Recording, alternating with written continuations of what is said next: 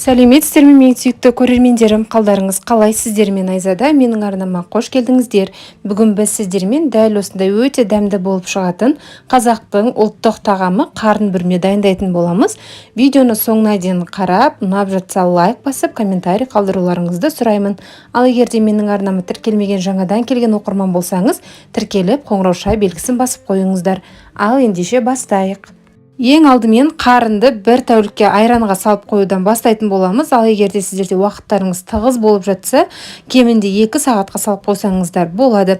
Оның себебі қарындағы артық иістер айранның көмегімен кететін болады.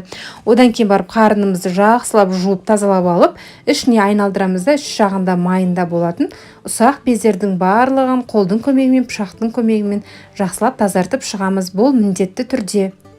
Қарынды жақсылап тазартып алдық, енді ішіне салатын заттарды дайындайтын боламыз. Оған бізге қажет ет, сәбіз, пияз және де картоп. Етті ірі етіп тураймыз, пиязды да, сәбізді де, ал картопты бүтін күйінше саламыз. Енді осы заттардың үстінен тұз саламыз, кориандр саламыз, паприка саламыз және де қара бұрышты сеуіп, жақсылап араластыратын боламыз.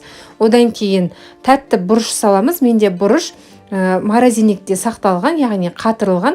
Сіздерде болып жатса, свежийін қолдансаңыздар да болады. Еттің кез келген түрін пайдалануға болады, және де ұсақ малдың қабырға сүйектерін, яғни қарынды жыртып кетпейтіндей өткір болмауы қажет. Қабырға сүйек немесе жілік сүйектерін салсаңыздар да болады. Дәмдеуіштердің де кез келген түрін қолдануға болады. Егер сіздерде тіптен болмай бара жатса, тек тұз бен қара бұрыш қоссаңыздар да болады.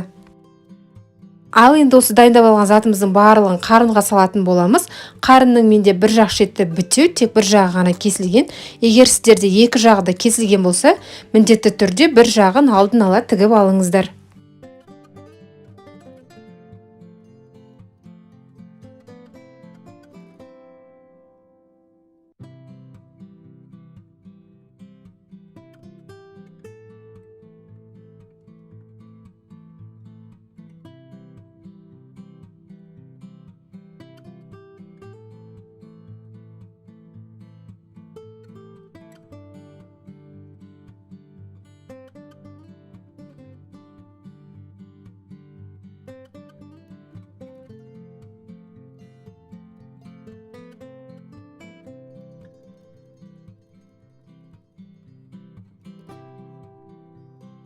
Мен етті көкөністерді барлығын салдым, және де ішіне қазыны салуды да жөн көрдім.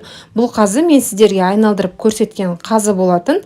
Сол қазыны да мен осы қарын бүрмеге қосып ішінде пісіретін боламын. Қазы салған кезде міндетті түрде екі жағындағы зубочисткалардың, яғни таяқшалардың сынғанын, ішке қарай қайтарылғанын қадағалаңыздар, қарындарыңызды тесіп кетпеуі қажет.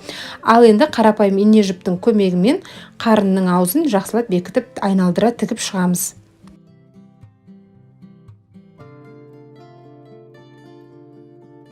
Қарын бүрмеміз дайын. Енді үлкен ыдысқа салып, қарынымыз батып тұратындай су құятын боламыз. Суға тұз, қара бұрыш және де лавр жапырағын қосамыз. Лавр жапырағын бір қайнағаннан кейін алып тастаймыз. Суымыз қайнаған сәттен бастап 3 сағат көлемінде үздіксіз ақырын қайнатып отырып пісіретін боласыздар. Қарын менде мінеки 3 сағат қайнады, пісіп дайын болды. Енді мен оны сүзіп аламын да, духовкада 200 градуста 20-30 минутқа пісіріп алатын боламын. Ол бізге сыртын қызарту үшін қажет. Мінеки қарын бүрмеміз дайын. Өздеріңіздің фантазияларыңызбен әсемдесеңіздер болады.